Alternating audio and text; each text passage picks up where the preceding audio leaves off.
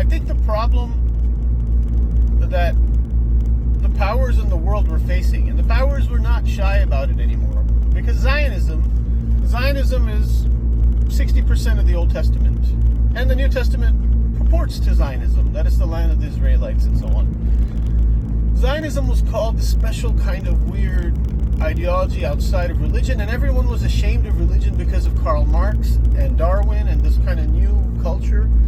And that was actually done just to free the minds of people from dogma. There's religion for the moral guidance of man, but there's also dogma that used to prevent progress in technology from taking place, because a lot of superstitions were attached to religious ideas of the time that might not have been from God or the prophets, but might have been from the people that were laymen or people that had power. And I think today what happened is, just to put it in a nutshell, the powers in the world are mainly Christian-led militaries and Jewish-led institutions like universities, think tanks, banks, the internet corporations, stock markets. This is a legacy passed down from the British. The British said, hey, go for it. They told the Jews, go for it, and the Jews did a great job with economics.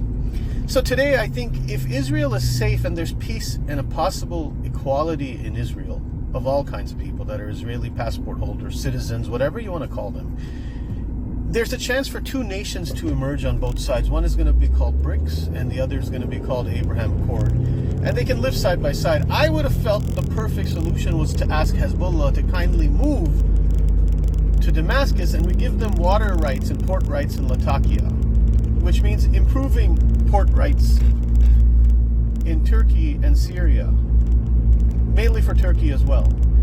But those water rights aren't that good. They want Turkey to look northward with Russia to the Black Sea, and those developments, they're pretty sure the Arctic Circle will be figured out soon, and the temperature is changing up there, and there's oil and so on. There's more trade travel up there in the North Sea and so on.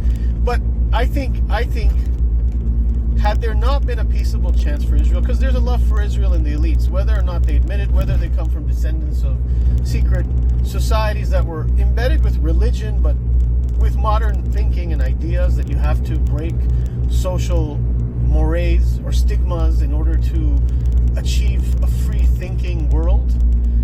They still have it. They still have religion in them. And what happened is, I think it became their baby, and they wanted to see it succeed peacefully. And if it could succeed peacefully, then they would allow these two nations to live side by side. That's why a lot of people like Soros, a lot of critics of these kinds of people, that were saying, no, economic solutions are the best solutions.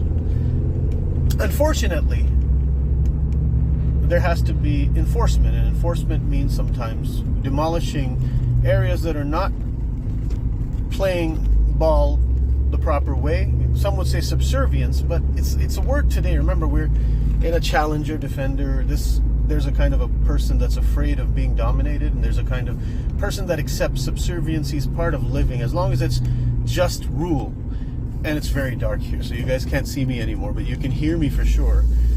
I think that's what happened with Israel. I think with Israel, they decided if it can happen peaceably, after all, look at the kind of laws they set up, like exit visas for countries like Iran, that you can't get out of there. They didn't want all their people to leave these countries because they believed that eventually they'll be good enough for the people to have enough. They did. They knew if we just, make them such where they can just leave these countries, and then there's no people left to do the work. We have to do the work, right? We work for our societies, for ourselves and our children and so on. I think that's what happened. There was a plan to try and make it work. And if it doesn't work, then there has to be a World War III, which is the sad part, that there has to be some kind of a major change for everybody to get along later on, not right now. And I don't know. I think that's been a success for the world leaders, because they've decided, why don't we try to figure this out? Instead of Russia, China, and Iran, and this kind of bloc being the enemy, why not give them what they want and they give us what we want, which is compromise? There has to be sometimes centuries of compromise. Today, the way the world, the pace is so fast that even a few decades is looked at as, wow, so much change happened. I can't believe how many things have changed in just a few decades. But I think ultimately that was the world they were hoping for as a backup plan. they were looking for World War III after the War on Terror. I think so. And I think they changed their mind when they said, when we were able to talk to them, that maybe we can do it this way. Two nations side by side, the Middle East being the center of the world. It always has been.